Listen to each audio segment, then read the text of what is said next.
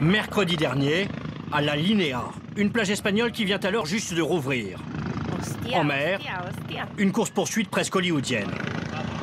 Un hors-bord est pris en chasse par un hélicoptère de la police.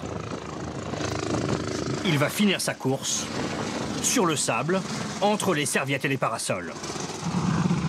Ces 4 occupants prennent aussitôt la fuite. Ils sont arrêtés quelques mètres plus loin. Ce sont des trafiquants de drogue. Sur la plage, le moteur du bateau tourne encore. Il finira sans doute au sommet de ce tas de carcasses. Ce n'est pas une décharge sauvage, mais le tableau de chasse des gardes-côtes espagnols. Ça, je te le pose par là. Au bout de ce quai, cette montagne d'épaves ne représente pourtant qu'une année de saisie en mer de bateaux de trafiquants.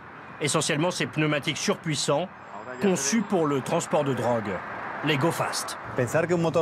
Quand vous pensez que chacun de ces moteurs hors-bord, ceux-là, les V8 de 350 chevaux, coûtent entre 35 000 et 50 000 euros l'unité, et qu'il y en a 3 ou 4 par bateau, ajoutez le prix de la coque, imaginez le prix de ces embarcations.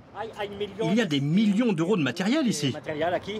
Oui, bien sûr. C'est une industrie très riche. C'est clair. Ils brassent tellement d'argent. Parfois, les bateaux saisis en parfait état comme celui-ci sont récupérés par les gardes-côtes pour pouvoir lutter à armes égales. Nous embarquons pour une patrouille dans le détroit de Gibraltar. Ici, la côte est jonchée d'épaves de Go Fast.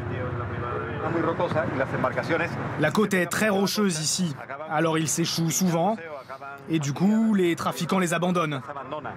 Le détroit, c'est la frontière sud de l'Europe, au centre de toutes les contrebandes. Le Maroc, ici, se trouve à peine 1 heure de mer avec ses embarcations rapides de la côte espagnole.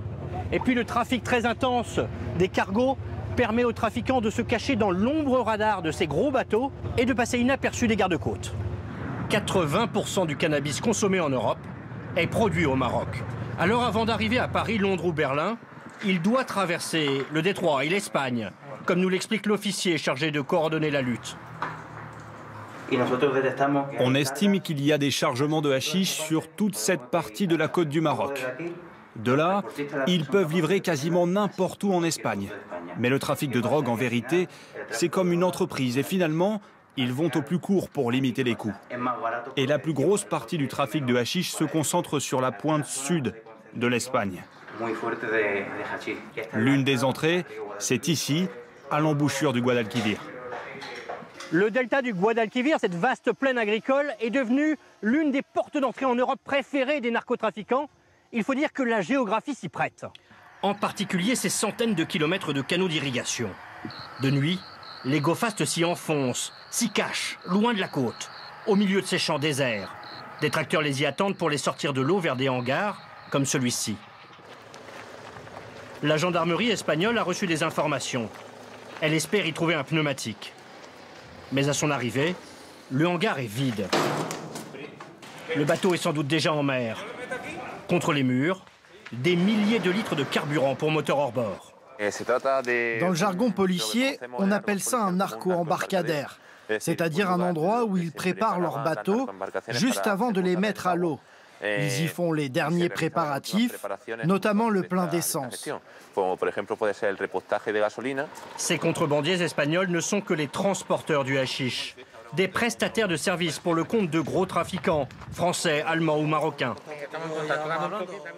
Cette nuit, la Guardia Civile veut faire tomber tout un réseau sur lequel elle enquête depuis des mois. Des hommes des forces spéciales et des unités antiterroristes ont été mobilisés. Allez les gars, on embarque. Allez, suis-le. On va dans un village près de Séville. C'est tout près du fleuve Guadalquivir. Ce sera l'une des 24 perquisitions qui auront lieu ce matin, dont 17 simultanément à 6 heures précises. On est avec l'équipe d'assaut et les officiers de police judiciaire, ceux qui sont derrière nous. On vise une organisation de narcotrafic. L'homme qui habite ce quartier résidentiel est soupçonné d'être le responsable financier de toute l'organisation. Et de fait, les policiers saisissent à son domicile une importante quantité d'argent liquide. On va maintenant aller dans un autre endroit où l'on doit interpeller l'équipage d'un bateau.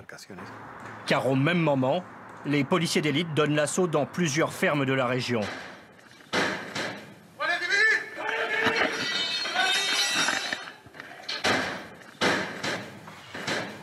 Quatre hommes sont arrêtés. Ils s'apprêtaient à prendre la mer, de toute évidence. Dans le garage, de la nourriture pour plusieurs jours. Et dans des sacs étanches. Ils ont des GPS et des téléphones jetables à usage unique. Et regardez, même un téléphone satellite qui fonctionne au large. De l'équipement haut de gamme et flambant neuf. Les transporteurs gagnent en effet très bien leur vie. Il y a toujours 4 personnes sur le bateau. Le pilote peut gagner 50 000 € par voyage. Le navigateur, 35 000 € et le matelot, 15 000 à chaque fois. Le représentant du trafiquant, lui, n'est pas payé au transport. C'est une activité où il y a beaucoup d'argent. Beaucoup d'argent et des risques limités, car les peines dépassent rarement les 2 ans de prison pour trafic de cannabis. Pourtant, lors de cette opération, quelques kilos de cocaïne ont aussi été saisis, signe que les réseaux espagnols sont aussi utilisés pour acheminer des drogues dures en Europe.